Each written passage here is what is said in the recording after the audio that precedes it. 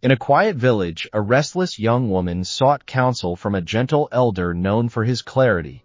"I am tired of waiting," she said. "Peace keeps slipping through my fingers." He listened, then motioned for her to walk with him among rows of trees heavy with small, blushing peaches. "Observe this tree," he said. "It holds the promise of sweetness, yet it does not hurry." He lifted a peach that had fallen too soon and offered it to her. She tasted it, and the sourness drew her face into a wince. "The tree knows," he continued, "that sweetness comes from time joined with tending. When we rush a season, we ask for it to be more than it is." As she considered this, the elder added a simple truth gardeners rely on. Most of a peach's sugars form while it remains on the branch. Pick it too early and it may soften later, but it will not truly sweeten. What was sour stays thin at the core. In life too, outcomes can look ready from the outside, while their inner flavor remains unformed. The woman nodded, but her doubt lingered. "Is patience only waiting?" she asked. "Patience is not an empty chair," he said. "It is a craft."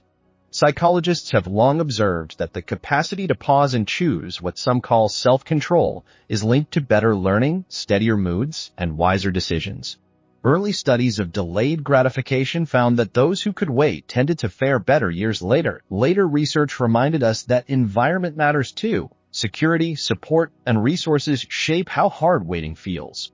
So patience is not a test of worth, it is a learnable skill practiced in real conditions. He continued, "Philosophers have also taught that patience means tending what lies within your reach and releasing what does not. You water the roots, shelter the sapling, and accept the weather. This is active patience. You keep faith with the process without forcing the harvest." She asked, "What can I do while I wait?" He offered 3 gentle practices. Reframe the clock. Instead of asking, "How long must I wait?" ask, "What can rightly ripen today?" Breaking a season into small, honest steps calms the mind and returns your focus to what you can do now. Notice your signals. Impatience often arrives as tightness, heat, or racing thoughts. Naming these sensations softens their grip and restores choice. The breath becomes a gate you step through instead of pushing against it. Tend the process. Set one clear, specific action aligned with the outcome you seek.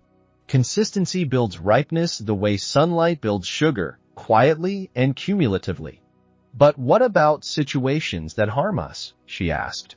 "Patience is not enduring injustice or danger," he said.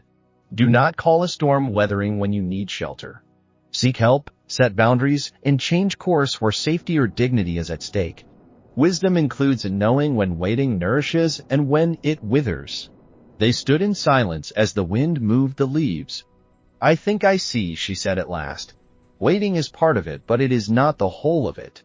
"It is the time in which you become fit for what you desire," he replied. "Just as the tree refines the fruit, patience refines the one who waits." She left the orchard lighter than she had arrived. The sour taste had done its quiet work. She would measure her days not only by what had arrived, but by how faithfully she had tended what was ripening within her reach.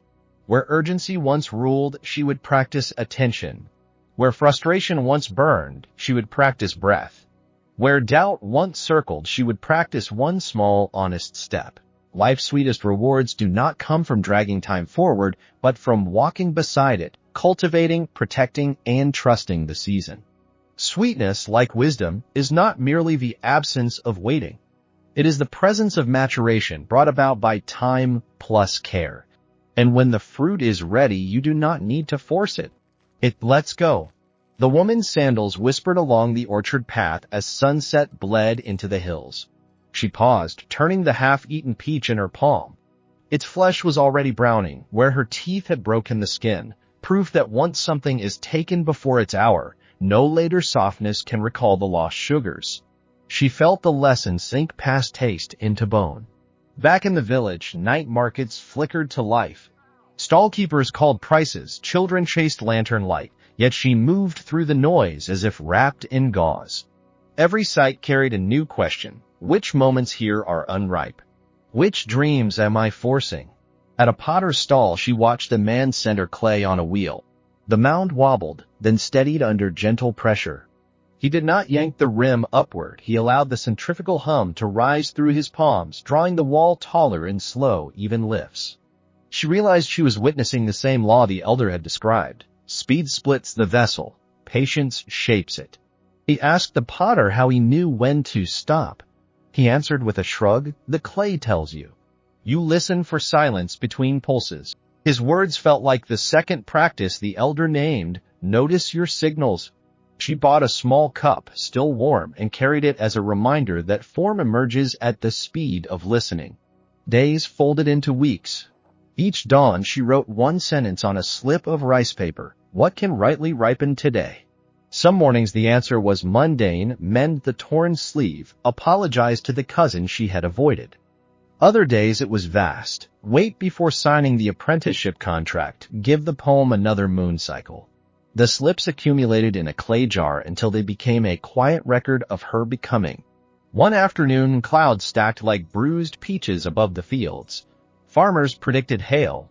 She ran to the orchard, heart hammering, afraid the delicate fruit would be pelted to mush. Other growers were already there, stretching nets, bracing branches with padded planks. She joined them, hands working instinctively. When the storm passed, only a scattering of bruised globes on the grass. An old farmer wiped his brow and said, "We can't command weather, but we can meet it prepared." She heard in his voice the third practice: tend the process.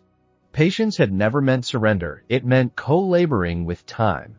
That evening, she returned to the elder's gate. She found him repairing a bamboo fence, threading fresh cane through weathered uprights.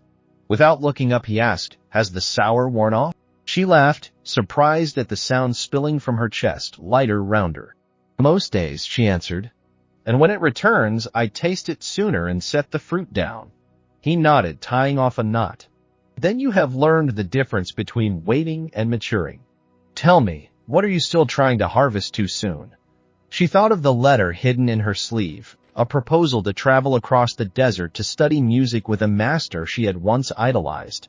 Ink had dried weeks ago, yet she had not sent it. "I keep waiting for courage," she admitted. "But perhaps courage is the unripe peach I keep squeezing." The elder set his tools aside. "Courage is not a fruit, it is the sun. You don't wait for it, you align yourself until its warmth reaches you. Write the letter when the alignment is true, not when the fear is gone." A boundary is also a form of patience. It says, "I will not let the storm flatten me, yet I will not rage at the clouds either." She left the gate with the envelope still sealed but no longer heavy. Weeks later, when the peach trees glowed amber and merchants loaded wagons for the distant city, she mailed the letter. Not because terror had vanished, but because she could finally feel the difference between readiness and urgency. Seasons turned. She became known in the village as the young woman who paused before speaking, who listened to clay, who met storms with nets instead of fists. Children sought her out when kite strings tangled. She taught them to slacken the line until wind and paper found balance again.